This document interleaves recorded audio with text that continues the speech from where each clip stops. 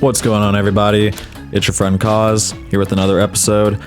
Today's going to be a little different. In the background, you'll see my group Iron Man progress. I'm just going to let that play in the background. I do get a couple of cool drops in there. I start getting the Pyromancer gear, all that stuff. So be sure to pay attention to the background if you want to, worry about that. But if not, that's totally cool because that's not the real purpose of today's video.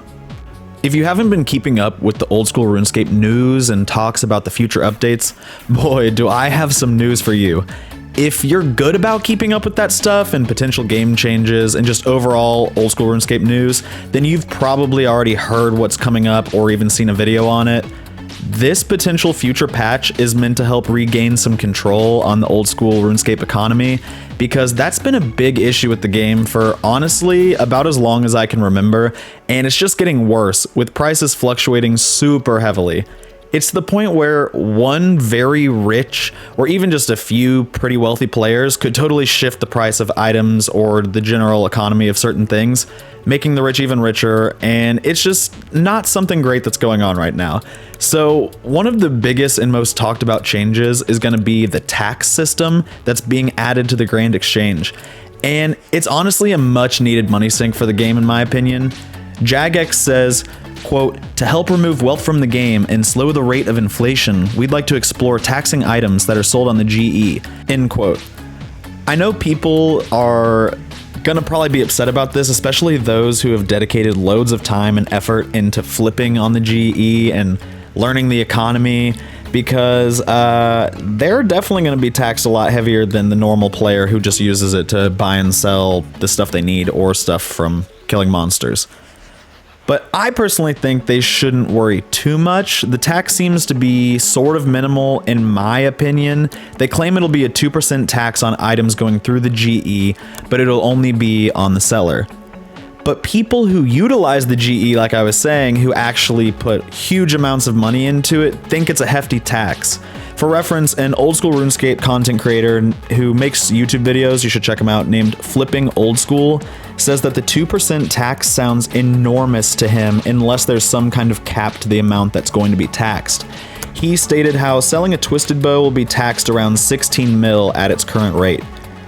I mean, for me personally, if I have an item worth almost a bill technically, and I'm taxed 16 mil, I could live with that, but that's probably because I'm a broke boy and that doesn't sound bad. But I don't know, that might just be me, because the other option, if you don't want to be taxed, is finding someone to sell it to, and that might be hard with such an expensive item, especially trying to find someone who's not trying to run a scam on you in some way. As I said before, the tax is only going to be applied to those who are selling and not the buyer. And I don't know, man, I think this has been well overdue, so I'm totally okay with it. But an added bonus that they're talking about doing with the update would be some extra bank space, which I think is pretty cool. I'll get into the details of how that works at the end of the video. So getting back to it, Jagex went on to cite how big of an issue the current economy is, especially with supply and demand of items within the game.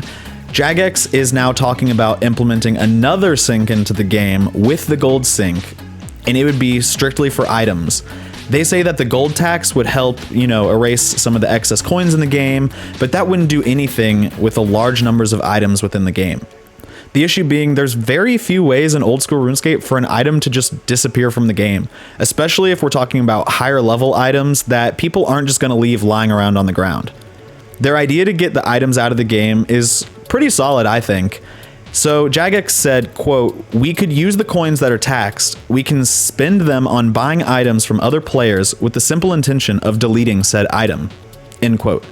So instead of just deleting the gold, they're going to use it and pay players to get rid of items that they think are just too vast in the game, which honestly, I'm okay with. They said they'll collect the tax gold in a virtual coffer, and they'll choose the items based on influx in the game. And there's supposedly going to be a limit to how many items they'll be able to remove. For instance, let's say the Twisted Bow.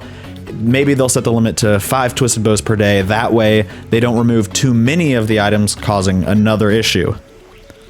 So some of the items that are planned on being bought and deleted are some PvP items like the Spectral and Arcane Spirit Shield, the Nightmare Staff and Orbs.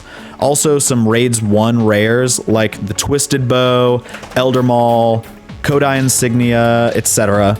Also some of the God Swords, the Bludgeon, the Occult Necklace, the Blowpipe, among some other high-level items. The other thing, which is the bonus that I mentioned earlier, is the option to add extra bank space. Currently, the max number of items in your bank is 816 spaces. With the update, it could be increased up to 1,200. Now, it's not going to be free. This is another kind of money sink in the game, but it's fine. Because if you need extra bank space, you probably have the coins, I'm going to be honest. So the added blocks of space increase with each time you purchase. The first block of spaces being 1 million coins, and the last block of spaces being 500 million. So if you were to get all the extra bank spaces and get your bank up to 1,200, the final cost is 888 million coins, which I do not have. But with that comes the fact that I don't need that bank space yet, so it's totally fine. Once I get to that point, hopefully I'll have almost a bill to spend on it. Now, I don't think by any means that these changes are going to just instantly fix the old school RuneScape economy. This has been an issue that has been persisting for a long time, but this is honestly a great step in the right direction. It seems like they've put some good thought into it and that they mean well behind it. So I'm 100% behind this. I think it's a good idea, but that's coming from somebody who is an admitted broke boy in RuneScape. You know, I don't exactly have bills sitting in the bank, so maybe that's just coming from a biased opinion. But if you guys have any thoughts on it, be sure to let me know in the comments. Tell me what you think about it, because personally, I'm okay with it, but maybe there's gonna be some outcry from most people that play the game. I'm not really sure. I can't speak for everybody. So I guess just let me know what you think. Keep me posted. And for now, that'll do it. Thanks for sticking around to the end. If you made it this far, maybe consider, dropping a like, subscribing, something like that. I heard it makes you a cutie, but I might be biased yet again. Appreciate it, you guys. I love you all.